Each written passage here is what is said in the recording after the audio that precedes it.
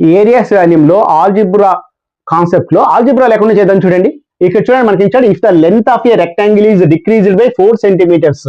ఒక రెక్టాంగిల్ ఉందంట, దాని లెంత్ ఏం చేస్తున్నాడు అంటే 4 సెంటీమీటర్స్ తగ్గిస్తున్నాడంట. ఇంతవరకు క్లియర్ ఎక్కడ? And its breadth is increased by 3 centimetres.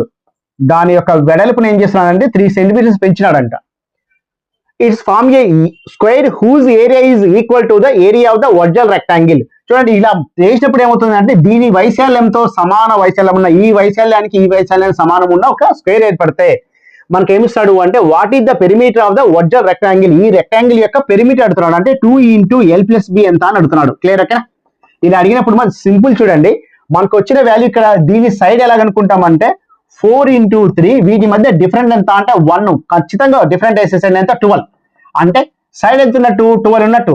చూడండి 4 తగ్గించినందుకు 12 అయింది కాబట్టి ఒరిజినల్ ఎంత ఉంది అంటే 16 ఉన్నట్టు. చూడండి 3 పెంచినందుకు 12 అయింది కాబట్టి ఒరిజినల్ ఎంత ఉన్నట్టు 9 ఉన్నట్టు. ఇది క్లియర్ ఎక్కడ? చూడండి మైనస్ ఉంది కాబట్టి ఇక్కడ ప్లస్ చేస్తున్నాము, ఇక్కడ చూడండి ప్లస్ ఉంది కూడా మైనస్ చేశా. అంటే లెంత్ ఎంత ఉంది అంటే 16 ఉన్నట్టు, 9 ఉన్నట్టు. అంటే 16 + 9 ఎంత అంటే 25, 25 × 2 ఎంత అంటే 50. ఆన్సర్ వచ్చాక 50 సెంటీమీటర్స్ అనేది ఆన్సర్ అవుతుంది.